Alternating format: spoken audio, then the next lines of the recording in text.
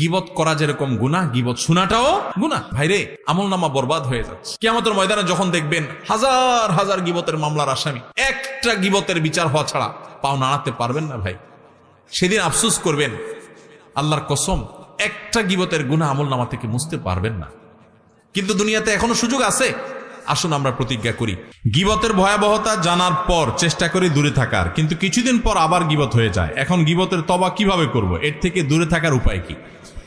আপনারা গীবত কাকে বলে চিনেন তো? নবী সাল্লাল্লাহু আলাইহি সাল্লাম বলেছেন, আতাদরুনা মাল গীবাহ, তোমরা কি জানো গীবত কাকে বলে? সাহাবীরা বলেছেন নবী সাল্লাল্লাহু আলাইহি সাল্লামকে, আল্লাহ এবং তার রাসূল ভালো জানেন। নবী সাল্লাল্লাহু আলাইহি সাল্লাম গীবতের সংজ্ঞা দিচ্ছেন যে গীবত হলো যিকরুকা আখাকা মা ইয়াকরাহুহু, তুমি কারোর পিছনে যদি এমন কিছু বলো যেটা তার সামনে বলে সে মনে কষ্ট পাবে, এর নাম গীবত।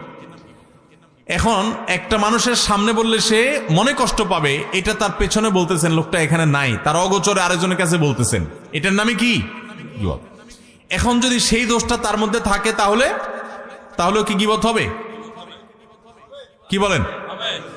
গীবত হবে। আমাদের দেশে যারা গীবত করে, সবাই কম বেশি গীবত অনেক সময় হয়ে যায় আমাদের দ্বারা, আল্লাহ আমাদের মাফ করুক। গীবত করার ক্ষেত্রে কিছু লোক আছে যারা গীবত করে, গীবত করার সময় শয়তান তাদেরকে একটা মাসআলা সাপ্লাই করে। কি সাপ্লাই করে? একটা মাসআলা। কোন মুফতি সাহেব দেয় না, কে দেয়? শয়তানে। মাসআলাটা কি জানেন? মাসআলাটা হলো, আপনি যদি বলেন ভাই কারোর পিছনে সমালোচনা করা ঠিক না, ভাই গীবত করা খুব ভয়াবহ গুনাহ, ভাই কোরআনে আল্লাহ তাআলা এটাকে মৃত ভাইয়ের গোশত খাইলে যেরকম অপরাধ, নোংরামি, এটাকে সেরকম বলেছেন, এবং গীবত পরিষ্কার হারাম, আল্লাহ তাআলা নিষেধ করেছেন। আপনি আরেকজনের গীবত করেন না, এটা বললে তখন ওই লোকরে শয়তান ওহী করে, শয়তান তার মাথায় দেয় বুদ্ধি, সে তখন জবাব দেয়, দেখেন ভাই আমি যেটা বলতেছি সত্য বলতেছি, আমি কোনো উল্টাপাল্টা মিথ্যা কথা বলতেছি না, আপনি চেক করে দেখেন।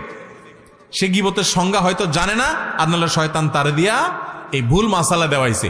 আরেকজনের পেছনে আপনি কোনো কথা বললেন, যে কথাটা সত্য, কিন্তু তার সামনে বললে সে কষ্ট পাবে, এটা সত্য হওয়া সত্ত্বেও কি হবে? গীবত হবে। আর যদি ডাহা মিথ্যা কথা বলেন আরেকজনের নামে তার পিছনে, তাহলে তো সেটা মিথ্যা অপবাদ, ওটা তো গীবতের চাইতে আরো ভয়াবহ। আবার শয়তান আরেকটা মাসালা শিখায় দেয় যারা গীবত করে তাদেরকে, সেটা কি জানেন? সেটা হলো, বলে যে ভাই যদি নিষেধ করে, ভাই কারোর পিছনে সমালোচনা করা উচিত না, বলে যে ভাই আমি তার সামনেও বলতে পারবো। এরকম বেটাগিরি দেখায় না কিছু লোক? তো বলতে হবে, আপনি যদি এত বড় বেটাগিরি দেখেন না মানুষ হন, আপনি যদি এত বড় বেটাগিরি দেখানো মানুষ হন, তাহলে তার সামনে গিয়ে বলেন, পিছনে কেন বলতেছেন? ইসলাম বলে মানুষের প্রশংসা হবে পেছনে, আর তার ভুল ত্রুটির সমালোচনা হবে তার সামনে। ভালো করে শুনেন, মানুষের প্রশংসা করতে হবে পিছনে না সামনে? পিছনে। সামনে প্রশংসা করা যাবে